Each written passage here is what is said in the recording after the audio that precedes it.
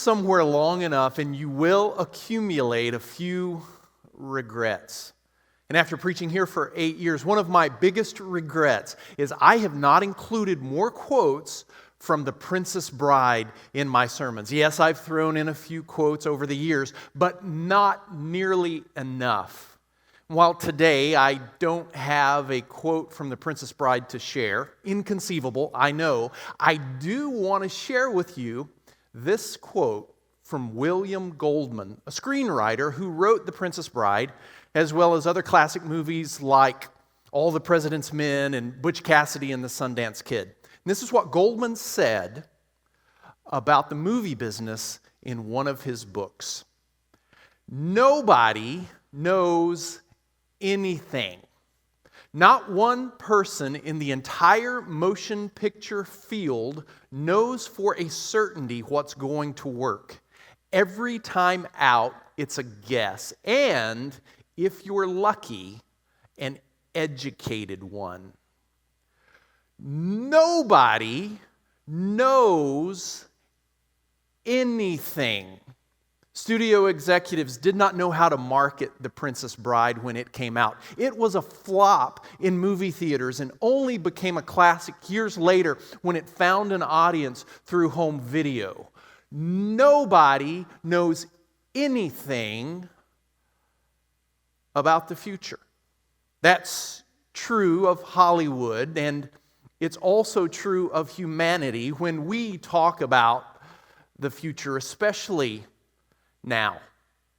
Years ago, a friend of mine shared with me an acronym that would help me make small talk with people that I didn't know well. Yes, when you're an introvert, you sometimes need some help making small talk. So if you need some help, here you go. Ask them about their home. Where are they from? Where did they grow up? Where did they go to high school? Ask them about employment. Where do they work? What kind of job do they have? Do they like their job? What do they do for a living? Ask them about their loved ones. Are they married? Do they have kids? How are their parents doing? And then ask them about their plans. What are they looking forward to? What's their next big trip? What's their next big event? What are they going to do for the holidays? Now, the problem with this acronym right now is that the P is absolutely useless. What are your plans? I don't have any. We don't have any plans. Without the P, all you have is hell, which is an apt description of our current situation. I like having plans. I like having events marked off on my calendar months, even years in advance. A weekend away with Heather, a speaking engagement in another state, or even just the release date for the latest Christopher Nolan movie. I like having plans. I like having something to look forward to. A couple of weeks ago, I cleared out my inbox after having neglected it for several months. I went back and I read undeleted emails from the beginning of the year. And it was stunning to notice the change in tone and content in the emails in my inbox mid to late March. Emails from January, February, and early March were optimistic and forward-looking. We were talking about plans, laying out timelines. We had events on the horizon, and then it all came to a screeching halt. Yes, there were still a few optimistic emails late March when we thought this might only last a few weeks and we could get on with our summer plans. But by mid-April, early May, there were no forward-looking emails in my inbox. No one dared make plans beyond next week. Forget about next month or next year. Because we are now all keenly aware that nobody knows anything about the future. As we have been told countless times already, we are living in uncertain times. And one of the reasons this extreme uncertainty is maddening or depressing to many of us is because we've grown so accustomed to living in the opposite extreme, which is overconfidence in our ability to lay out and then execute our future plans at will. And James, the brother of Jesus, talks about this in his little letter. He says in chapter 4, verse 13, "Come now, you who say, today or tomorrow we will go to such and such a town and spend a year there doing business and making money, yet you do not even know what tomorrow will bring. What is your life? For you are a mist that appears for a little while and then vanishes. Instead, you ought to say, if the Lord wills, we will live and do this or that. As it is, you boast in your arrogance, and all such boasting is evil." James takes on a group of merchants with big plans about making big money.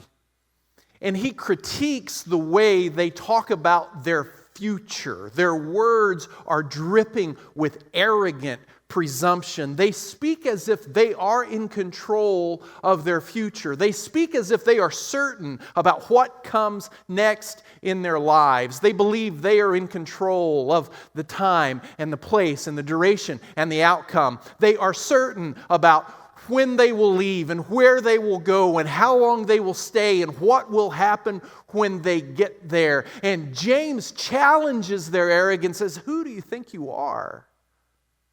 Why do you think you have insight into the future that no one else has? No one knows what tomorrow holds. Nobody knows anything about the future. And in their arrogance, they have forgotten their fragility. James says, what is your life but mist? Here today, gone tomorrow.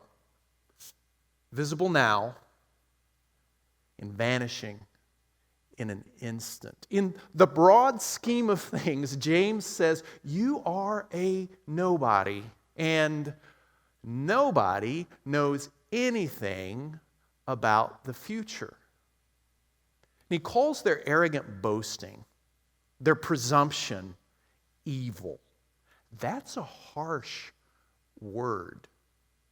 The evil they're doing is not making plans or laying out a timeline or even wanting to go somewhere and make some money. What they're doing that is evil is they're excluding God from their plans.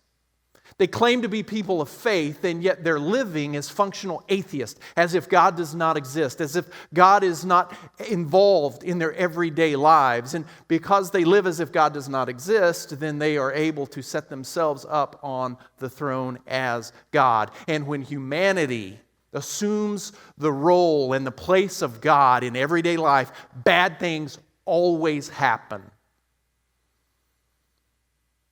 One of the big themes in James is the way the rich are exploiting and oppressing the poor.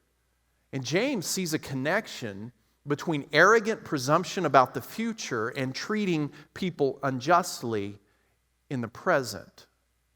Because when we make our plans while excluding God, it's that much easier to exclude God when we are executing our plans and doing whatever it takes, even if we have to trample the weak or exploit the poor to achieve our goals. Arrogance about the future opens up the possibility of injustice in the present. And so James encourages these arrogant, ambitious merchants who are either rich or about to be rich to humble themselves before the Lord by adding a phrase to their statements about the future. If God wills. Or as I heard old-timers say when I was growing up, not so much anymore, Lord willing, or good Lord willing, or good Lord willing and the creek don't rise, we will go fishing this weekend.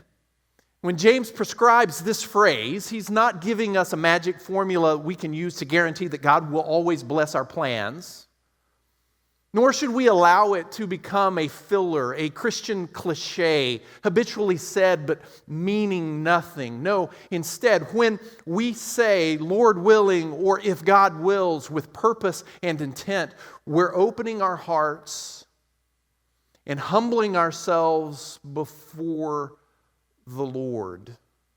We are submitting our plans, our goals, our dreams, our intentions to the will of God. We are declaring our contingency. We are reminding ourselves and each other that we are contingent beings. Contingency is a fancy philosophical word. To be contingent means to be dependent on something else for our existence. The universe is contingent. It exists, but it depends on the Creator God for its existence. And we are created beings within a created universe. Therefore, we too are contingent. Our lives, our futures depend on God for our existence. One of the positive consequences of this pandemic, even as there has been terrible pain and suffering physically and emotionally and economic hardships, one of the positive outcomes, though, is that we have been reminded of our contingency, just how dependent we are on something outside of ourselves for our existence. And this is important. And it's necessary because when we forget our contingency,